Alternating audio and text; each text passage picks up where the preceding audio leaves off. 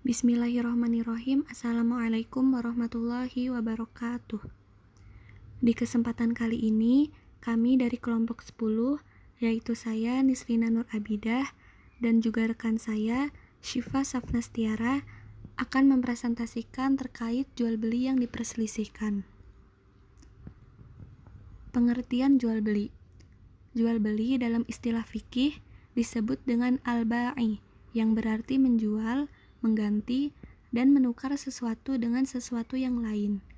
Dalam bahasa Arab, digunakan untuk pengertian lawannya, yaitu kata asyira, yang berarti beli. Kata ba'i adalah pecahan dari kata ba'un, yang artinya barang, karena masing-masing pembeli dan penjual menyediakan barangnya dengan maksud memberi dan menerima, karena keduanya berjabat tangan dengan lain. Atas dasar itulah, jual beli dinamakan safaqoh, yang artinya transaksi yang ditandai dengan berjabat tangan.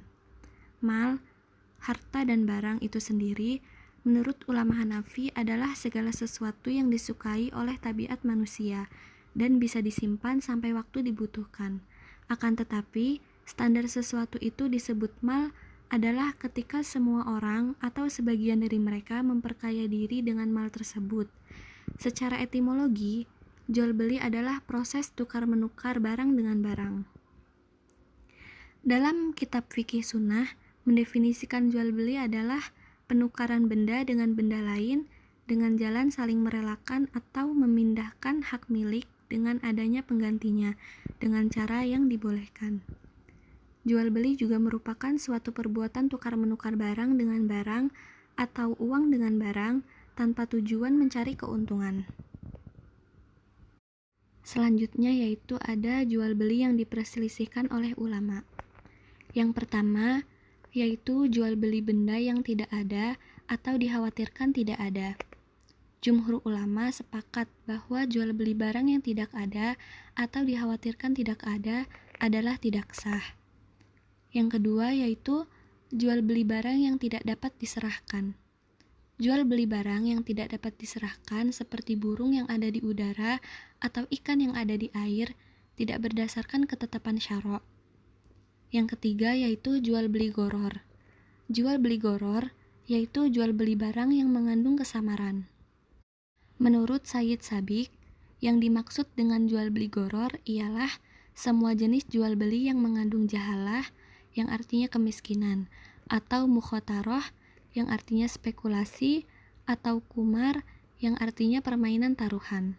Hukum Islam melarang jual beli seperti ini, sebagaimana hadis Rasulullah SAW. Selanjutnya yaitu yang keempat, jual beli najis dan yang dihukumi najis.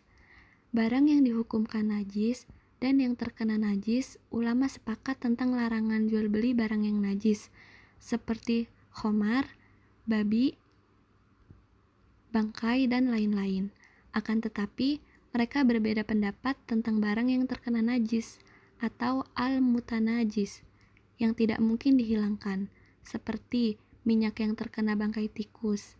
Ulama Hanafiyah membolehkannya untuk barang yang tidak untuk dimakan, sedangkan ulama Malikiyah membolehkannya setelah dibersihkan. Nah, mereka berbeda pendapat juga tentang barang yang terkena najis atau tidak bisa dihilangkan, seperti kotoran kerbau, kambing, sapi, dan ayam, karena benda-benda tersebut membawa manfaat sebagai pupuk. Mengingat tidak ada dalil yang jelas mengenai hukum jual beli benda najis seperti kotoran hewan di dalam Al-Quran, akan tetapi hal ini sudah dianggap umum oleh sebagian masyarakat. Misalnya, saat ini yang terjadi adalah jual beli pupuk kandang yang tidak lain untuk menyuburkan tanaman agar mendapatkan hasil yang maksimal. Baik, berikutnya ada poin 5, yaitu jual beli binatang yang masih di dalam kandungan. Nah, jual beli seperti ini dilarang karena barangnya belum ada dan belum pasti dan juga belum tampak. Maksudnya jual beli dalam kandungan adalah jual beli anak binatang yang masih dalam kandungan induknya, dan jual beli ini adalah dilarang. Dan yang keenam yaitu jual beli sperma hewan. Maksudnya adalah seperti mengawinkan seekor domba jantan dengan betina agar dapat memperoleh keturunan. Nah, di situ jual beli sperma hewan tersebut itu juga hukumnya tidak diperbolehkan karena tidak dapat diketahui kadar jumlahnya. Selanjutnya yang ketujuh itu ada jual beli majhul. Jual beli barang yang gak jelas, misalnya jual beli singkong tapi masih di tanah, jual beli buah-buahan yang masih belum tampak gitu buahnya tapi masih berupa bunga atau lain-lainnya. Selanjutnya yang kedelapan adalah jual beli muhaqalah, yaitu menjual tanam-tanaman yang masih di ladang atau di sawah. Yang kesembilan ada jual beli mukhadarah, yaitu menjual buah-buahan yang belum matang. Boleh menjual buah-buahan sebelum masak, namun dengan syarat dipetik untuk orang yang ingin mengambil manfaatnya dari buah-buah yang belum matang itu.